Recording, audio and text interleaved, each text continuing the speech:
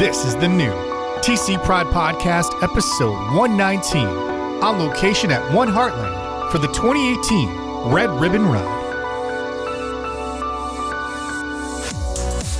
TC Pride Podcast, we're on location of the 2018 Red Ribbon Ride. It's officially the earliest I've ever podcasted in my illustrious career, but I'm here with Doug Melro. Speaking of illustrious careers, what is your connection to the event today? How are you involved in the community?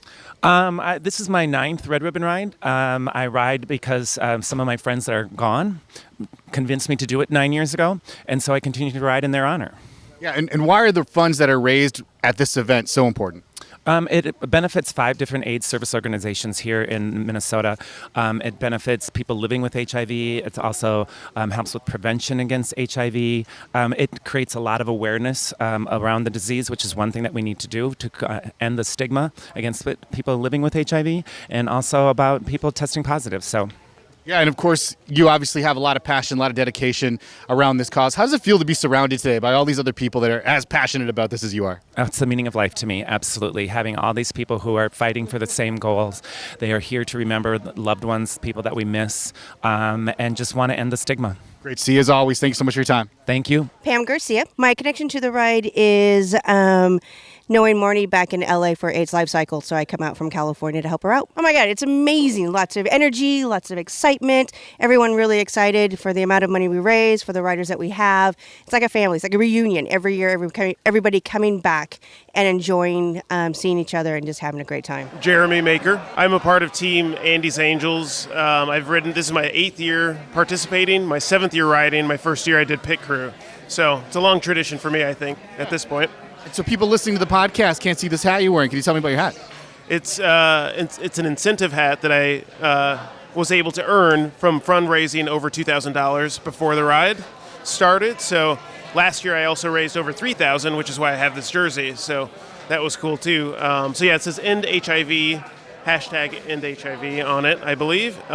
So yeah, it's very cool. I'm going to wear it as much as I can today and tomorrow. So, well, I think it's very important because this year it benefits 5 beneficiaries that are all in Minnesota that support either HIV or HIV support services. So it's just very important to, I think, for me personally, to support that. I know a lot of people that have been impacted by HIV/AIDS, so it has a personal touch to me. So that's why I do it. That's why I ride. Bill Medicaid. And you're also known by another honorific around here. Well, I'm Bicycle Bill, or the Duck Guy. That's right. Tell me a little about this tradition. Well, going back to the Chicago rides, there used to be people who gave out little ribbons when you climbed the hill, and so I thought, well, it'd be so fun to do something like that. So I hit upon the little duckies. And it started out the first couple of years, and then people started asking me, are you bringing ducks? And and then you had to. And then I kind of had to. And I knew it was a thing one year when I stopped at a lemonade stand. There were these little kids, and I gave them out ducks. And the one kid grabbed his duck and said, Mom, the duck guy is here. So, well, I look forward to this every year. It's become a major portion of my life. And these are my family. I'm a transplant from Missouri, so we don't have much family up here, and this has become my local family. Tim Salyers. This is my first year. I'm going to be riding this year.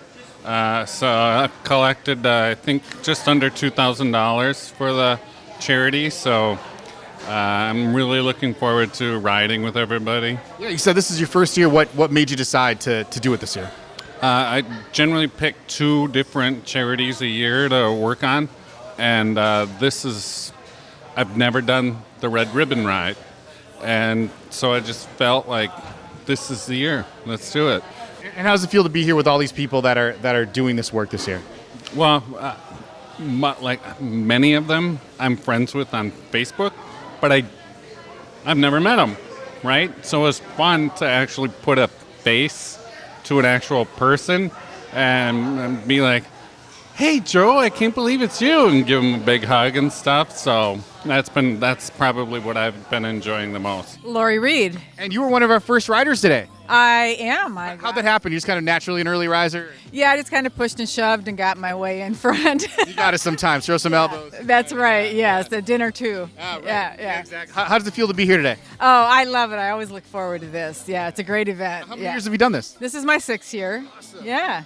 It's a great time. Yeah, it's a fun time to come see everybody, and we have a great ride. Keith Cheatham. I am the caboose. I'll be tailing the last rider on the 101-mile ride. I drive at 10 miles an hour behind the last person and make sure that the last rider gets into each pit stop and into camp. Right now we're gathering in front of the center and in hopes of the opening ceremony, where we will talk about the ride and the lost riders, and then we will set off the first set of riders, which will be riding the longest part of the ride, the 101 and the 84.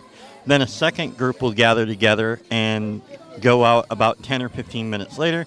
They'll be on the trails. These guys, the 101 and the 84, will be going all the way up to Jay Cook State Park and back on roads. The 50-mile riders will be on the Willard Munger Trail, and they'll go out and back on trails. I was first part of the ride in the early days of 96 and 97, and then I came back in 2016, 2017, 2018. It is awesome. I wish I had been there the 20 years in between. Thank you. I hope everybody gets home safe. Harvey. Angie. Gabe. We're at the beginning of the Red Ribbon Ride for 2018. Woo! Feels awesome. I cannot wait. Awesome. So excited. This will be my 8th ride. 16, every single ride. This is my 12th year. Amy Mosier. Well, today I am volunteering with the Red Ribbon Ride. I'm a former executive director at the Aliveness Project, so I have had years and years of getting to work with people living with HIV, so I'm just here to celebrate and support and actually do pit closure to make sure people are safe. It's awesome, and what I found out is, so we have 3 routes this year, and almost everybody's doing the 2 longer routes, which is awesome. So people are really excited, they like the challenge, and they know that they are raising money for a super important cause. Patrick Kindler. I'm the executive director of One Heartland, which is one of the 5 agencies that receives funding from the ride. Yeah, which for people listening to the podcast, that's actually where we are today. Correct. We are at the One Heartland Center. We are based out of the center this year for 2 days while we're doing the ride. This is new for us. So this is it's great to host the event and have everyone here. It's early. It is. It definitely is. It is. But it's just nice to see everybody. We've done smaller events up here. It's fun just to see the energy. They do the pedal. What are they? Paddle camp, which was in the fall. Right. Okay. We have volunteer activities in the cities. We have lots of volunteer activities up here at our center year round, and we continue to grow. So last year we had 500 campers. This year we had 650, and we'll probably have more next year. So we need all the help we can get. Christopher Arndt. Chris, what is your connection to the event today? Oh, God, it's just a lot of fun. I started volunteering a couple of years ago, not HIV positive, but I have a lot of friends that are, and it's, ride bikes, do good. Why the hell not? Yeah, so we actually know each other through another organization, Quorum, right? So, which means your beer business is a part of the Quorum community. Little shameless plug here for your business. It's all good. Yeah, I do holistic financial planning with the M&E Catalyst Group and Mass Mutual, so keeps me out of trouble for the most part. It's kind of a unique, kind of developing field right now, isn't it? Very much so. There's a whole historical thing that I won't get into about it now, but fundamentally we're all here to do good in professional world and volunteerism, so make the world a better place any way you can. Absolutely. And you're ready to go today. You tell me about your hybrid bike here. It's some advanced technology here. I wouldn't quite call it that. So basically it's a mountain bike that I've transformed into a trail bike. So when you want to do one, just change out the tires. When you want to do the other, change it on back. And yeah, trails are trails, but every trail has a different personality, and they can be painful sometimes. Love it. Thanks so much. Good luck today. Thank you. Mary Lou Young from California. Rachel Lipkin. I'm just here to represent the people in Minnesota and give what I can. I'm here for everyone that is living proudly with HIV. We have to end the stigma and get people tested early and have that happen, and also for all the loved ones that have lost. And I ride with Team Shalom. My team, it's a group of Jews who decided to ride together, and we've been doing this for all the Red Ribbons. Wes Little. Actually, I've worked with Red Ribbon Ride and with Camp Heartland over the past 10 years or so. Red Ribbon Ride more recently. I'm here because The riders are out doing a great job raising money, helping people with AIDS in Minnesota. Second year on crew, it feels great. Our second round of riders just went out. They're got great weather today. They're going to have a good day. Joe Amrine. Well, I'm volunteering this year with the food service, but I've ridden a couple of years in a row. Well, it feels great because I'm in recovery, and it's part about giving back, and volunteering is part of that. That way I feel more connected to other people in my community. Riley Cosgrove. I had an uncle who unfortunately passed away in 1994, who I never got to meet, and so that's why I'm here, and this is a cause that's close to my heart. I want to do something, I feel like as a gay man who gets to live like a normal life. My uncle never really had that, unfortunately. So I just do what I can, and since I've gotten to Minneapolis, I'm getting involved with more organizations and trying to do some good. I went around and read some murals in here, and they were pretty touching and intense. So what this camp does is they have kids who are affected by HIV/AIDS, whether that's they have a parent or they also have the illness because they were given it during childbirth. And there's a lot of murals about just how they feel. There's a lot of murals that deal with death. There's a lot of murals that deal with being ostracized. It's really, some of them are really hard. Like we were taking a tour yesterday and I had to like kind of walk away because I almost started crying. So I'm just doing what I can. Instead of like being hungover on a Saturday, I'm gonna do something for this cause. And hopefully I would love to see a time in my lifetime when HIV is eradicated. Well, you did say you just moved to Minneapolis recently, and you're currently breaking into the local art scene. You want to tell me a little about that? Yeah, I do stand-up comedy. I have done it for almost 5 years, which is nuts. Like, I feel like I should be someone right now, but I'm still, like, the same. But I was doing it in Iowa, and that's like being Lithuania in the Olympics. Like, no one cares. Like, really no one cares. No one even claps for you when you walk through that. You remember that? You know that opening scene in the Olympics? And it's like all the big countries, and there's like Slovakia, and it's like 3 people in a goat. It's really great. Well, can people find you online and check out your work from time to time? You can follow me on Instagram, Riley Cosgrove with 2 E's at the end, because someone stole my handle, and whoever you are, I'm going to find you, and justice will be given to you. Tiffany Brown, Pit 2. Yeah, so Pit 2. So kind of explain to people, if you can, kind of how the pit stops work here.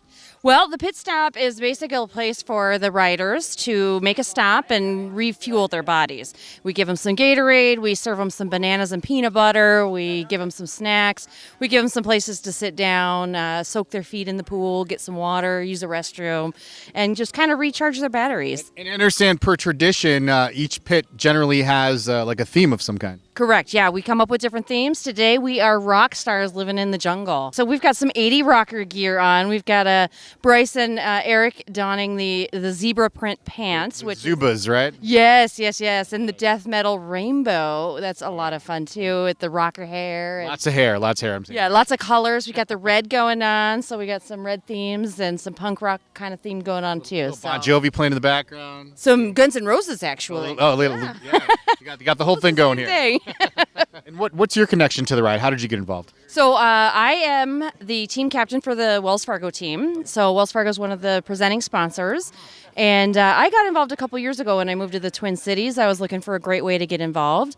I am part of our Pride team member network. And so, the Red Ribbon Ride kind of falls right in. I got involved with One Heartland. And so just kind of discovered everything all along. So Wells Fargo's kind of ERG, BRG sort of group, right? Correct. Yeah, Correct. Well, fantastic. I understand the first riders are going to be coming in here in a couple minutes. So I will let you get on with it. Thank you very much. And good luck today. Yeah, thank you. Have a great day yourself. Miguel Mendoza, Wells Fargo. That's my 4th year, and enjoy it every single year. It's highly motivating to help out people with HIV or just prevention, and so happy to be here. Now I understand you're kind of refueling here. You're out towards the head of the pack today?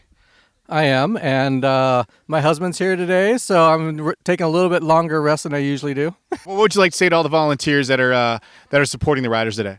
I appreciate you so much. I mean, this is just exhausting going through all the miles here. But I think the next stop is 21 miles, so yeah. Yeah, well, you got a few miles to go, so I'll let you recuperate here. Thanks so much, and good luck today. Thank you very much. Nate, Well, my husband is riding. This is his 4th year, and he finally got me to support this year in the crew.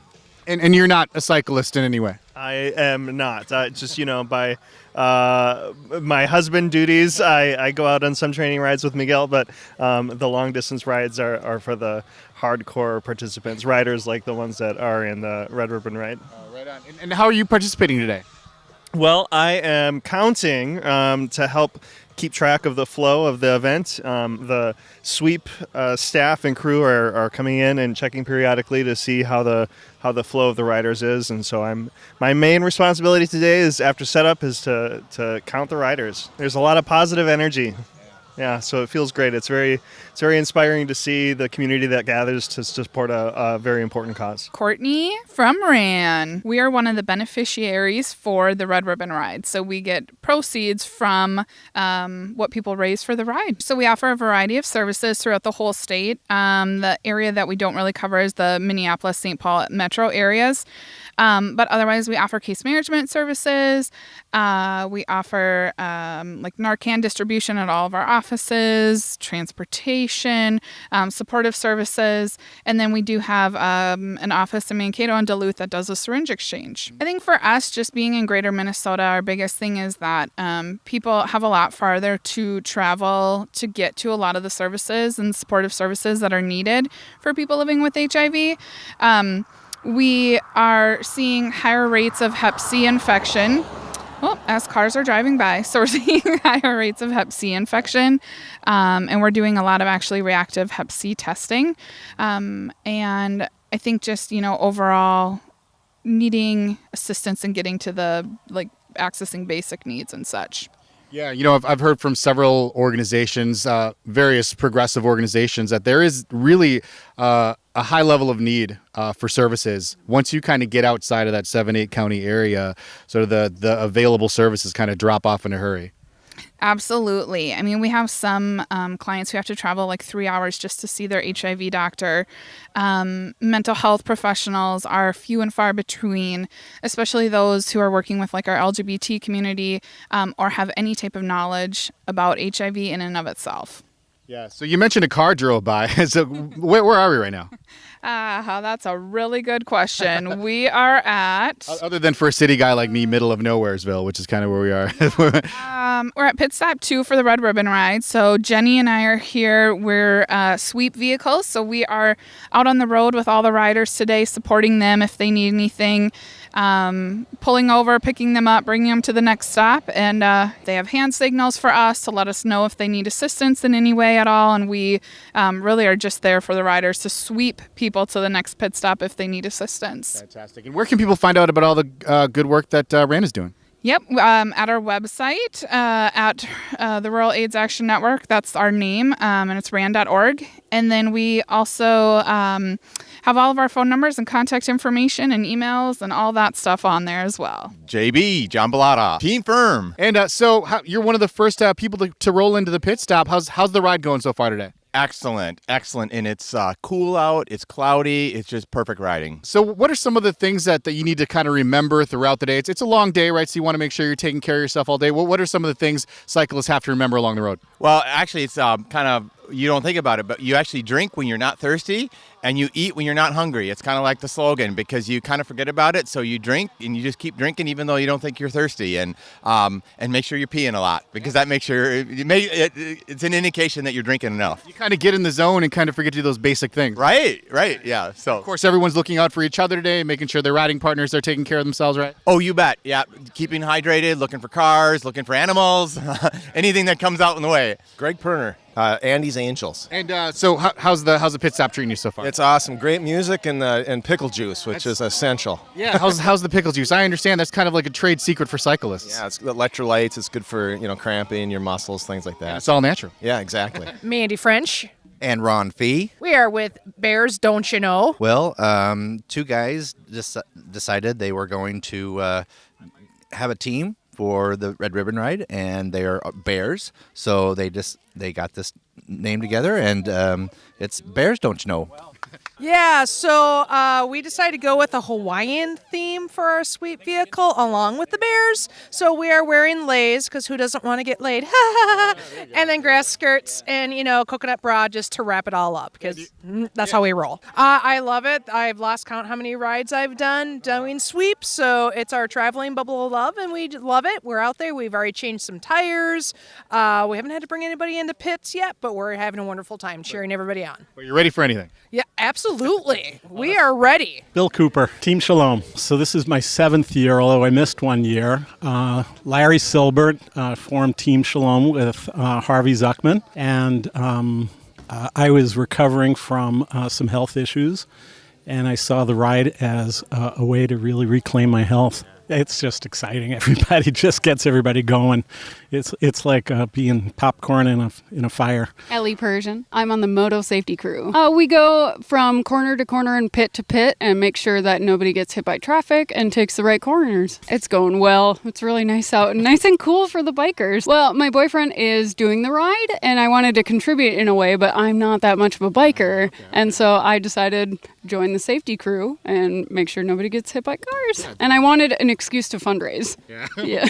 Exactly. Diane. I'm one of the first aid team members here on the crew. Well, we have sunscreen. We have a whole random supply of first aid things. We have ibuprofen. We have butt cream. We have aloe vera. Anything the riders might need, we try to have on hand for them. So, well, they just come in, and if they come over to the table and need anything, we kind of do a quick assessment. We just make sure we're asking riders, are you hydrating? That's the most important thing for us on ride, especially on warmer days, to make sure that they have fluids and are urinating and taking in the right amount of fluids so they don't get dehydrated on ride. That's the major thing on ride, is dehydration. Well, I've started as an HIV educator with the American Red Cross and started developing a curriculum for them. And my sister has been on the ride for 16 years, and she does first aid at Pit 1. I'm at Pit 2 today. And so she kind of got me involved, but I have a passion for educating people in HIV/AIDS prevention. It's awesome because they're raising money for a super great cause, and we're behind them all the way, so crew just cheers them on. DeAndre Morris, the African American AIDS Task Force. The African American AIDS Task Force is located in South Minneapolis on the corner of 24th and Park inside the Lutheran Social Services building. We have been around for the last 25 years, since the mid-90s, all the way up until now.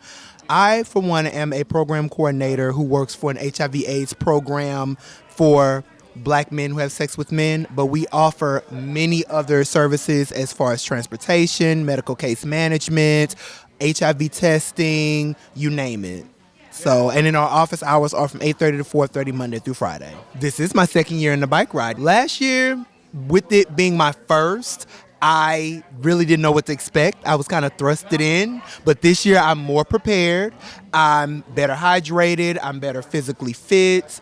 I think that, and I'm doing the century, which is 100 miles. So I believe that I'm going to accomplish that today. Being as though that this is a fundraiser, a major fundraiser to raise money for HIV service organizations within the Twin Cities area, we were one of the beneficiaries because, number one, we're a small nonprofit, and number two, we do a lot to make sure that the Red Ribbon Ride is a successful event. And with us being an HIV service organization, we just been one of the beneficiaries for the last 16 years which is the life of the ride. You can find us at aaatf.org. We have a beautifully redesigned website that has all the details of every program and every service and resource that we offer. In regards to the Red Ribbon Ride, you can go to redribbonride.org. They are still accepting donations, even after the ride. The donations shut off late September, and we have events that are scheduled throughout the course of the year, like First Friday, pedal camp, training rides throughout the course of the year. So Red Ribbon Ride is not just a one-time thing in one part of the year. We do things all year round. Dr. Brandon Langrud, Twin Cities Movement. We're in Minneapolis, in Uptown. So we do a lot of rehab with our patients. So, we're a chiropractic clinic, but we do a lot of functional rehab. So a lot of movement-based treatments, a lot of soft tissue work, a lot of stuff like that. And so we're over in kind of like the treatment area at one of the pit stops, actually the lunch pit stop here. And there was just a rider that had a particular injury, and I wanted to ask you a little about that. Yeah, it was her foot, I guess. so she hurt her foot riding in. I didn't quite hear how many miles she was, but we're at about the halfway point, and so she rode somewhere around 40, 50 miles, something like that. And yeah, she had a pretty significant injury to it. It was a nerve in her foot, in between one of the rays in her foot, I guess, in between one of the toes. I mean, it's fairly common. So we see a lot of low back, a lot of neck injuries, and those are mostly because on the cycle we overuse a lot of the same posture, right? So we sit really tight in the same position and then really, really use it a lot. It's the same with the foot, though. So the foot is constantly pushing down, pushing down, pushing down, pushing down. And those muscles that surround all the nerves in our feet, they can pinch on the nerves and they can tick that nerve off, inflame it a little bit. And then we just have to try to relieve that pressure. I guess you wouldn't necessarily know until you take your foot off of the pedal and try to put it down to the ground. Exactly, yeah. The vast majority of the things we see are overuse injuries. I mean, so these people are riding, a significant amount of miles, and their muscles are getting worked more than they're probably used to getting worked. And so, I mean, we're using our hands a lot. We're using some instrument-assisted stuff, a lot of soft tissue work. So, watching Kaylin over there pin and stretch some glute muscles. That's one of your colleagues. Yes, yeah. She's at Sunu Wellness in Minnetonka. So it's through our state association. So it's the Minnesota Chiropractic Association. We volunteer at a bunch of different events throughout the Twin Cities. Like we have the breast cancer 3-day coming up next month, and we do some local hockey tournaments and all sorts of. Yeah, MS 150 we were at just last month. We do a bunch of events like this. We volunteer, come out, help people out. So quick plug for your practice. Where can people find you online? Yeah, so it's tcmovement.com.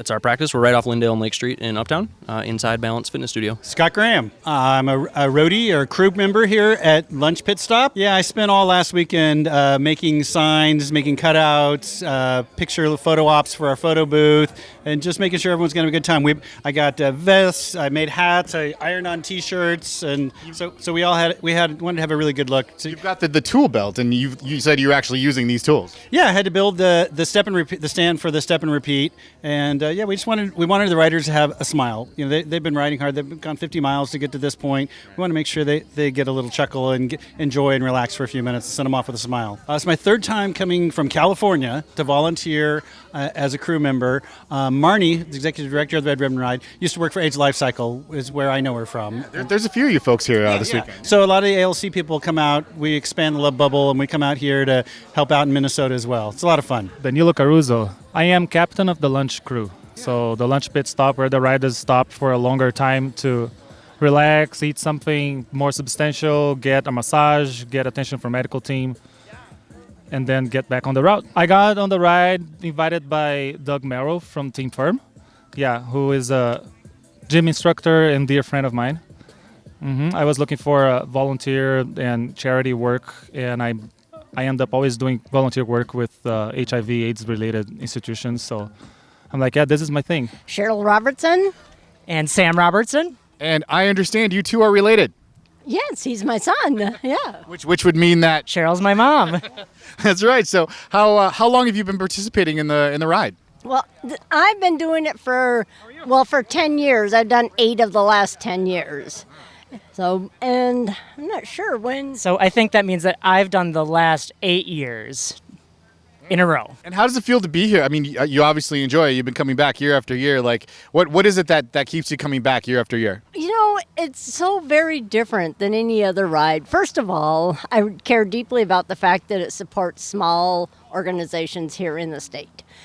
And so I feel like I know the people that the funds are going to. That's a big deal to me. And, I mean, this is a cool crowd of folks. I am deeply connected to the cause that it supports. I really love the community that is sort of created and travels throughout parts of Minnesota that I don't know very well. And my experience with, sort of being part of seeing what was happening in the HIV/AIDS crisis back in the early 80s, I was based in East Africa, so I was watching it. We didn't have access to news of what was happening on the coasts in the U.S., but it was horrific what was happening to the communities where I lived. And so then, of course, upon coming home years later, learning more about the devastation of communities here in the U.S. I mean, so it feels up close and personal, and I know a lot of folks that have suffered from HIV/AIDS, people who have died. It's important. Obviously, a lot has changed since the early days of HIV. But however, there is still a lot of work to do, and there's still a lot of work to be done, which means that events like this and raising funds like this is still very important. Oh, absolutely. And that's one thing that I just so appreciate about the organizers of the Red Ribbon Ride is that for some, kind of in the mainstream community, HIV prevention and care is maybe not so much the same kind of priority because there's not the same kind of fear that there used to be.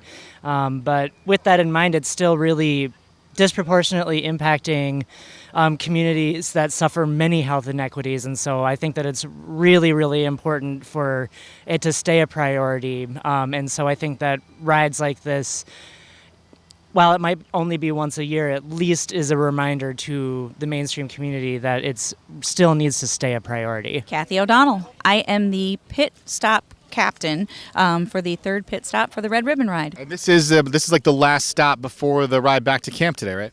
Yes, they have one more quick water stop. We're the last stop that's got food for them and medical attention and anything they need. The last themed pit stop. So tell me about this. Yes. We're having a toga party. Yeah. So it's not a competition per se, but I understand that the different pit stops that they do, they try to raise the bar a little bit every year. Yes, that is definitely true. Many of us are wearing togas, all different brightly colored togas. We have white curtains hanging from our tents with some greenery twined around. Our tables are set with white tablecloths and fake crystal platters and gold platters, and we have some gold fake fruit and plenty of gold leafed water bottles and wine bottles and the little leafy head yeah, pieces absolutely, yep. So we're trying to figure out. So it's like a Greek or Roman kind of theme, kind of ancient kind of theme. We just went with toga party. We're kind of mashing together the Greek and the Roman. We didn't want to get too particular. Yeah. I like it. So how many years have you been participating? This is my 10th. The people on this ride are ridiculously amazing. They, some people call it a bubble of love. Oh, the love bubble, yes. The love bubble, yeah. But we're like family that only gets together once a year, and it's special. It's got a quality to it that I almost can't put into words. When I first started crewing, as a crew, we don't have to fundraise, so I'd kind of do the minimum. And recently, the more recent years, I've really gotten into it, and I have some wonderful family and friends who continually make donations for me. There's so much crap going on in the world, and I can't fix it all, but this is one thing that I can definitely impact. So I'm going to do my bit, my little part of the world, spread love, make someone's life a little bit easier, and that's really what these agencies do. They make a difference in the quality of life for people that are dealing with HIV and AIDS, not just the patient, but also the families. And it's such a ripple effect. Yeah. If I can take care of one person, then they're going to be able to take care of others. Making the love bubble just a little bigger, and in any way you can, just a little bit at a time, huh? Absolutely. My name's Scott Limborg. I'm on the team Sparkle Motion, and I'm one of the riders. We're doing the 102-mile ride today. Rides this year, or total, or whatever? Well, I guess 3 total since graduating college. Prior to that, my team did some different rides. We built bicycles and tested them out technically. But rides, probably 3 big ones anyway. One of my team's goals is we want to do a big bike ride in every state. So last year we were in South Carolina, and last year we actually ended up doing a charity ride, and we really liked that. So now we like to do big charity rides. We're planning to do more charity rides in every state, hopefully. So it consists of myself, Cole Cameron, who lives in Charleston, South Carolina, Andrea Marie Babs, who lives in Boston, Massachusetts, if there's another Boston I'm not aware of, and then Kat Mallon, who lives in Lincoln, Nebraska. Well, today it's really hot. It started off a lot cooler because most of our rides have been further south, so that was cool. It's been interesting because we've never had the summer camp type experience along with a ride, so it's been a little different than our other rides that we've done. Cool. Well, thank you so much. And what else would you like people to know about the ride that are maybe thinking about doing it next year? Bring sunblock. Drink water. Hydration's very important. And even if you don't like pickle juice, do a pickle juice shot because they'll help you. Mary. I used to work for both Clare Housing and Minnesota AIDS Project. This is my 8th year. And what keeps you coming back? The people. It's a lot of fun. I've made some, friends I met my first ride that I now hang out with on a regular basis. So we, do things outside the ride, and it's just a lot of fun. There's still so much misinformation about HIV. People are still very scared of it who don't know much about it. And I know when I started working at Clare Housing, I had family who, it made them nervous. They thought it was dangerous. And I had to tell them, no, there's no... as long as I'm following the rules, there's no reason for me to be scared. I also, and I like to say in a previous life, I was a teacher. I did a long-term sub, and I had kids who didn't have a health class. They were 8th graders. They'd never had a health class, and they were under the impression, they felt very strongly that you could contract HIV from sharing clothes with someone else who was positive. And I had to tell them that wasn't true, and they were really upset. They insisted that it was, and there's no reason for them to believe otherwise, because that's what they learned somehow. I think tackling that stigma, getting more maybe well-known names and faces who are willing to speak out on the issue, getting people interested, getting them educated, letting them know that someone living with HIV is just like you or I.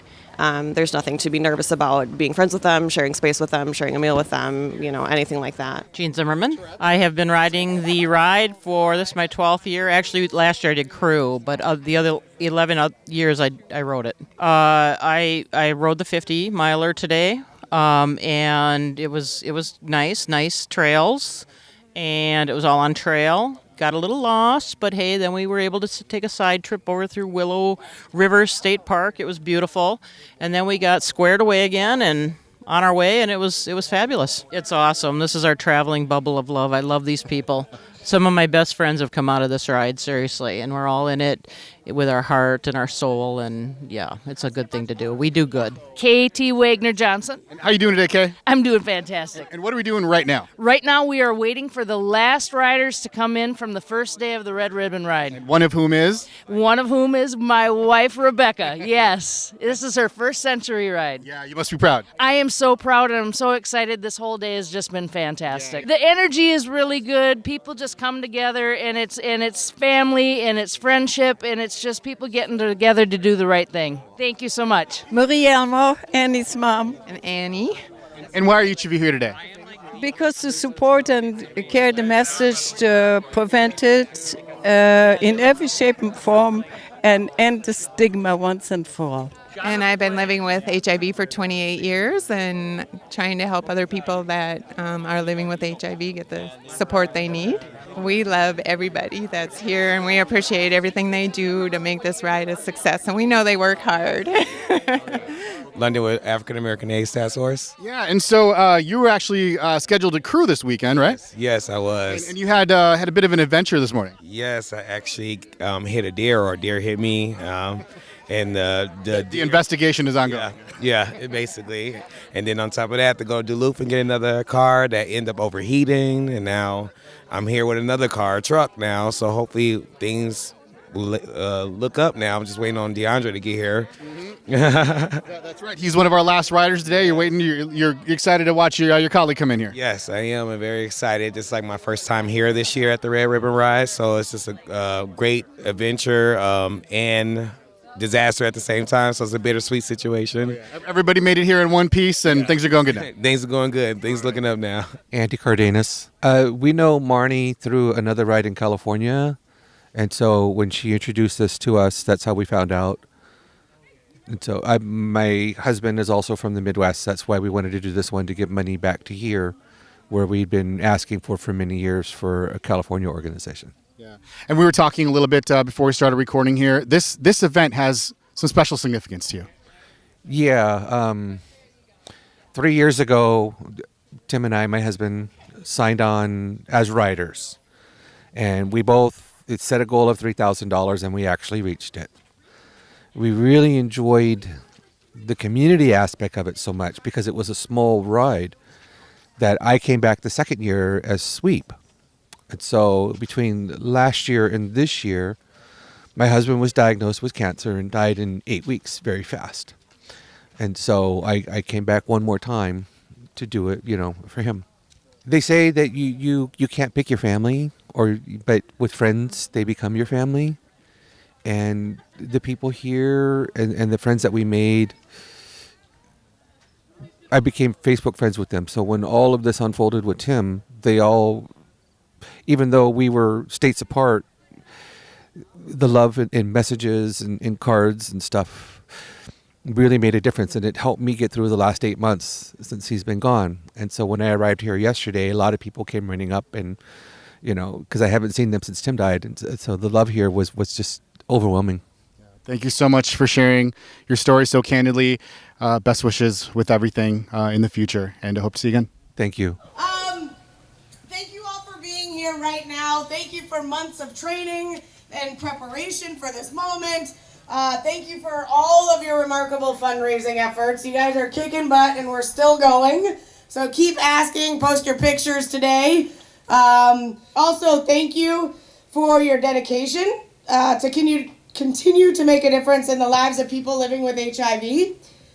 I know how hard you have worked to get to this point, and I know everyone, board, crew, every single rider is going to do everything that they can to have a great time, make this event fun and safe. Marnie Zimlin, Executive Director.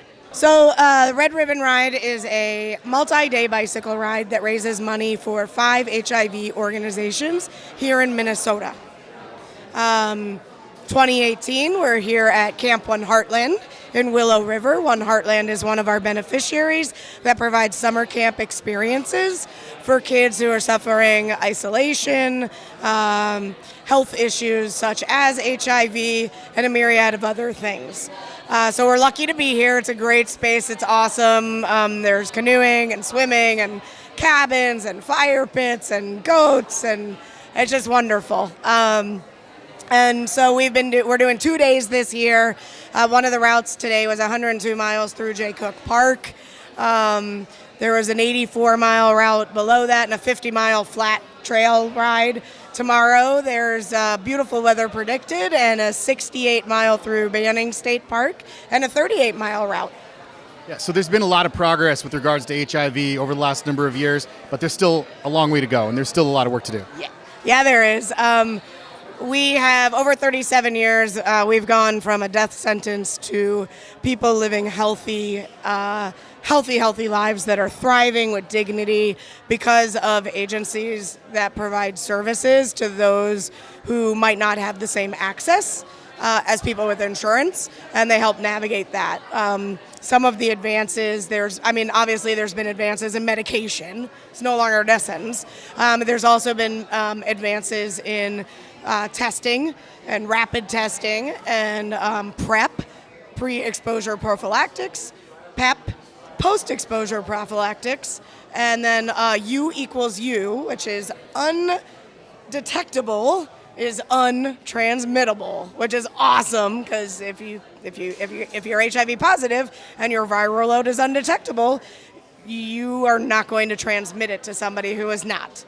So it's pretty sexy. That is awesome. That is awesome. So a number of the organizations who are beneficiaries of this event provide services to people living with HIV that aren't necessarily they're not inventing medication, they're not providing direct medical services, but they support people living with HIV in a lot of different ways. How important are those services in this fight against HIV?